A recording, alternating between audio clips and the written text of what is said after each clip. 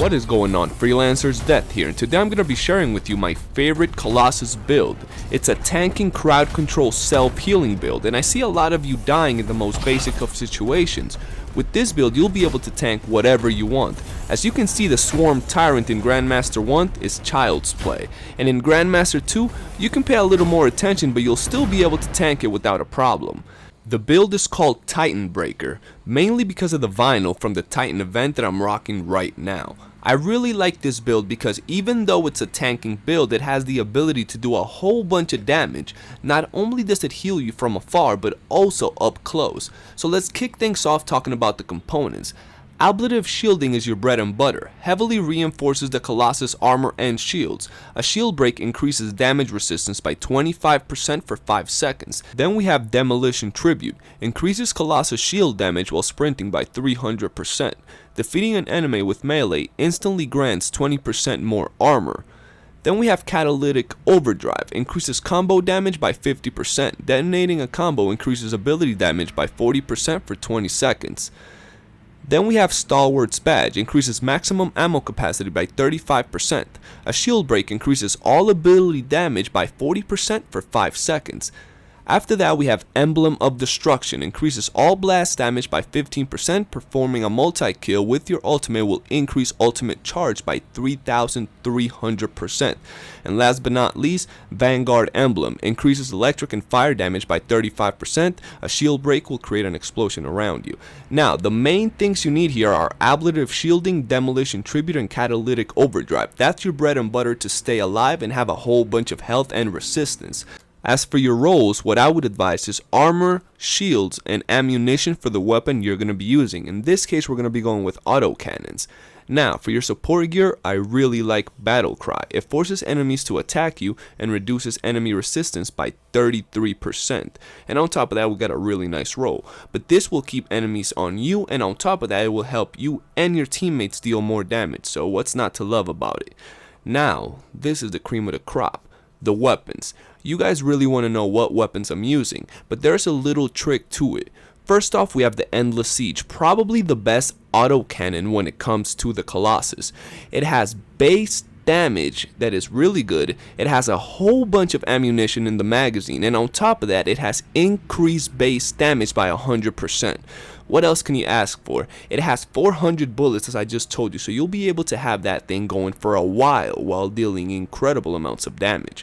Second is the Fist of Straw, the second best autocannon, and even though this one has less bullets, it still deals a whole bunch of damage. Striker's Fury, hitting enemies increases weapon damage by 10% for 5 seconds, and it can stack up to 10 times. And on top of that, we got a God Roll. But there's one thing that is very important to this build, and that is armor and shield. For that reason, when we go into deep, heavy situations, we carry a different weapon. Any weapon works for this, any masterwork or legendary weapon that gives you a lot of shield or armor, as you can see right here with our Renewed Courage. I think this is a horrible weapon, but the fact that we get 40% more shield and 75% more armor makes it so we survive a lot more. Almost twice as much as we would usually survive, so we usually replace this with the Fist of Straw because, well, our other autocannon is much better. Nonetheless, if you happen to get one of these autocannons with some rolls like that in armor and health, definitely keep that. Here's where things get interesting. The best ability you could have is Best Defense, kind of ironic, you know.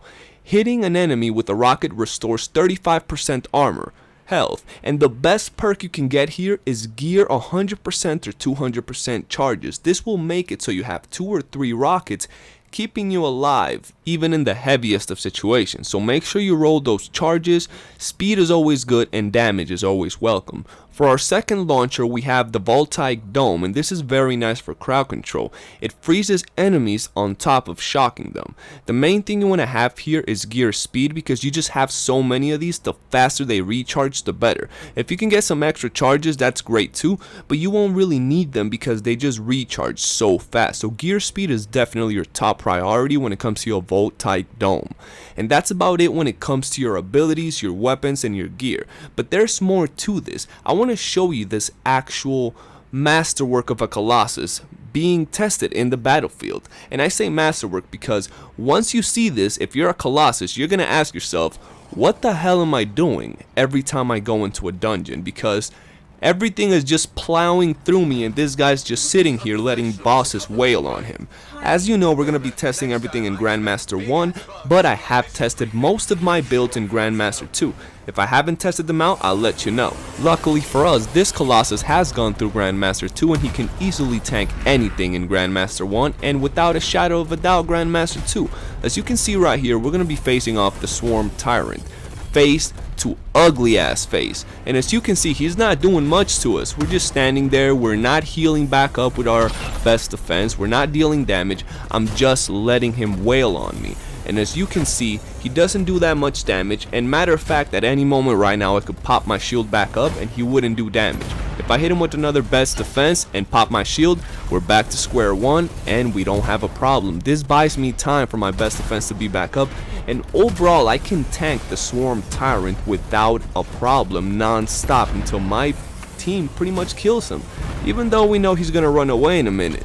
But this goes with everything in Grandmaster 1. You can just sit there and tank it and tank it and tank it no matter what they throw at you, and you won't have a problem. And with this freaking weapon, you'll be able to deal just as much damage as some of the other players in your team that are actually focusing on DPS.